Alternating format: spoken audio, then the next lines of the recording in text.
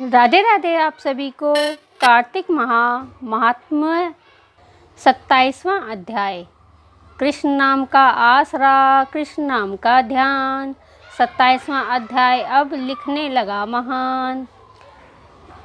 पार्षदों ने कहा, एक दिन की बात है, विष्णुदास ने नित्य कर्म करने के पश्चात भोजन तैयार किया, परंतु कोई छिपकर उसे चुरा ले गया। विष्णुदास ने देखा भोजन नहीं है, परंतु उन्होंने दोबारा भोजन नहीं बनाया, क्योंकि ऐसा करने पर सायंकाल की पूजा के लिए उन्हें अवकाश नहीं मिलता।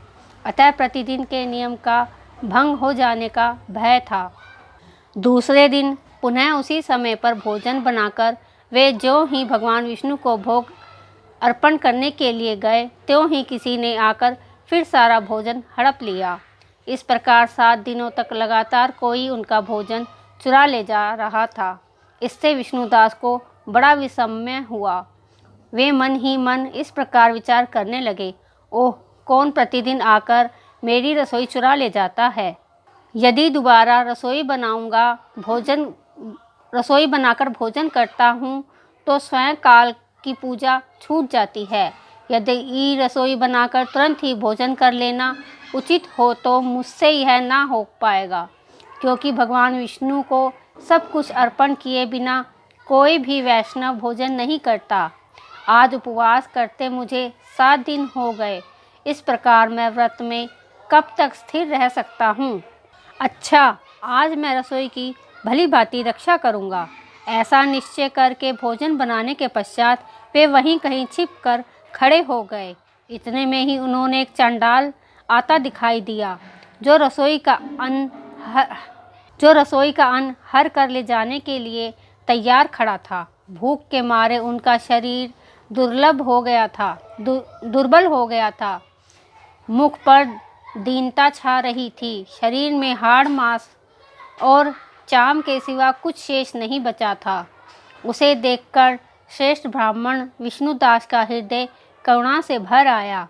उन्होंने भोजन चुराने वाले चंडाल की ओर देखकर कहा, भैया जरा ठहरो, क्यों रूखा सूखा भोजन खाते हो, यह घी तो ले लो।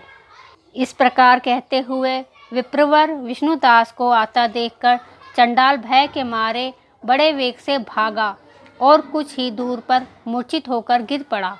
चंडाल को भयभीत और मूर्छित देखकर द्विज श्रेष्ठ विष्णुदास बड़े वेग से उसके समीप आए और दयावश अपने वस्त्र के छोर से उसको हवा करने लगे। तदंतर जब वह उठकर खड़ा हुआ, तब विष्णुदास ने देखा वहाँ चंडाल नहीं है, बल्कि साक्षात नारायण ही शंख चक्र और गदा धारण किए सामने उपस्थित हैं। अपने प्रभु को प्रत्यक्ष देखकर विष्णुदास सात्विक भावों के वशीभूत हो गए। वे स्तुति और नमस्कार करने में भी समर्थ न हो सके। तब भगवान ने सात्विक व्रत का पालन करने वाले अपने भक्त विष्णुदास को छाती से लगा लिया और उन्हें अपने जैसा रूप देकर वैकुंठ धाम को ले चले। उस समय यज्ञ में शिक्षित हुए राजा चोल ने देखा, विष्णुदास एक श्रेष्ठ विमान में बैठकर भगवान विष्णु के समीप जा रहे हैं। विष्णुदास को वैकुंठ धाम में जाते देख राजा ने शीघ्र ही अपने गुरु महर्षि मुद्गल को बुलाया और इस प्रकार कहना आरंभ किया, जिसके साथ स्पर्श करके मैंने इस यज्ञदान आदि का कर्म अनुष्ठान किया है, वह ब्राह्मण आज भगवान विष्णु का रूप धारण करके मुझसे पहले ही वैकुंठ धाम को जा रहा है। मैंने इस वैष्णव धाम में भली भांति दीक्षित होकर अग्नि में हवन किया और दान आदि के द्वारा ब्राह्मणों का मनोरथ पूर्ण किया। तथापि अभी तक भगवान विष्णु ने मुझ पर प्रसन्न नहीं हुए और इस विष्णुदास को केवल भक्ति के ही कारण श्री हरि ने प्रत्यक्ष दर्शन दिया। अतः जान पड़ता है कि भगवान विष्णु केवल दान और यज्ञों से प्रसन्न नहीं होते। उन प्रभु का दर्शन कराने में भक्ति ही प्रधान कारण है। दोनों पार्षदों ने कहा। इस प्रकार कहकर राजा ने अपने भांजे को राज सिंहासन पर अभिषेक कर दिया। वे बचपन से ही यज्ञ की दीक्षा लेकर उसी में संलग्न रहते थे, इसलिए उन्हें कोई पुत्र नहीं हुआ था। यही कारण है कि उस देश में अब तक भांजे ने ही राज्य के उत्तराधिकारी होते हैं।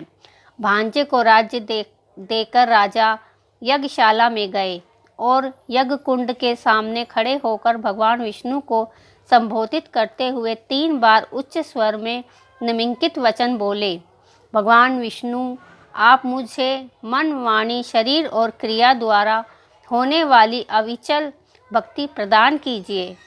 इस प्रकार कहकर वे सबके देखते देखते अग्निकुंड में कूद पड़े। बस उसी क्षण भक्ति वत्सल भगवान विष्णु अग्निकुंड में प्रकट हो गए। उन्होंने राजा को छाती से लगाकर एक श्रेष्ठ विमान में बैठाया और उन्हें अपने साथ लेकर वैकुंठ धाम को प्रस्थान किया। नारद जी बोले, हे राजन, जो विष्णुदास थे वे तो पुण्यशील नाम से प्रसिद्ध भगवान के पार्षद हुए और जो राजा चोल थे उनका नाम सुशील हुआ। इन दोनों को अपने ही समान रूप देकर भगवान लक्ष्मीपति ने अपना द्वारपाल बना लिया। बोलो विष्णु भगवान की जय। राधे राधे।